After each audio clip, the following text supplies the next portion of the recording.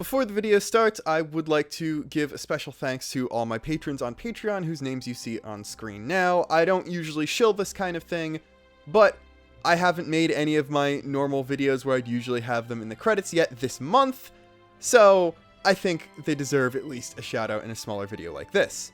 Also, Xenoblade 1 and 2 spoilers.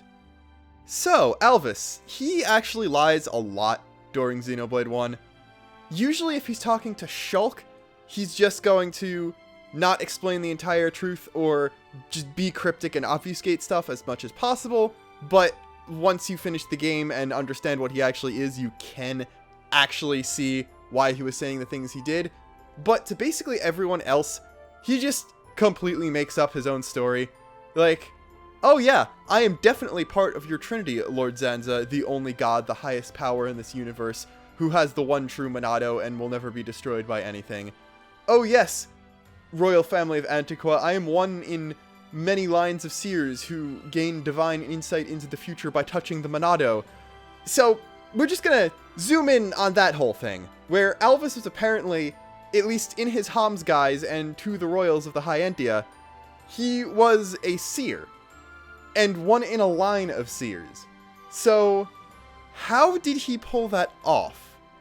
We know as a fact from the ending cutscene that the Homs form you see him in is probably not just his natural form, it just is something that he was able to take, and he had that AI and knew that there were Homs in the universe, so yeah, I'm gonna look like one of the Homs people. But how did he pretend that he had a family, basically, because he didn't? Well, my guess would just be that he changed his appearance and, like, would age and then, quote-unquote, die, and then a relative of the previous seer would introduce himself. But we could go a bit further than that. It's true that the form we see him in now is probably only the most recent of the Homs forms he took, but I lied just before. I pulled an Alvis when I said that Alvis doesn't have a family, because in Xenoblade 2, we learned that he is not an only child. And I think you get where I'm going with this. Obviously, this wouldn't make sense from an Alvis knowing what was going on in the 2 universe sense, but I think it would be hilarious that if prior to him looking like Alvis, some of the previous forms in the line of seers he took on looked exactly like his siblings as awoken as blades, so like Pyra, Mithra, Numa. See, the cool thing is, with Pyra, he could get 3 generations out of her, when with Malos he could only get 1. So, I think that would be hilarious, where there's just the family tree of the seers. There's Alvis at the end, and then you go back a generation, and Alvis's dad was actually Malos, or looked like Malos, but was actually still the same person. And then go up a generation, his mom was Mithra, or something stupid like that. I think that would be hilarious.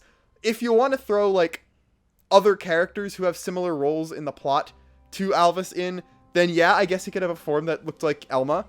You can't really say he had a form that looked like Chaos from Xenosaga, because, I mean, especially in Definitive Edition, Alvis just is Chaos, but older, and only by a few years. Like, he seems Shulk age-ish, and Chaos is supposed to look like he's 12-ish, so you just throw 6 years on the Xenosaga guy, and you kind of got the Xenoblade guy. They weren't very subtle, and there's a reason. If you know Xenosaga, and you know the significance behind the Trinity Processor Trinity, and which one Ontos represents, they're pretty clever at that one. But, yeah, that's all I got. I just thought it was funny.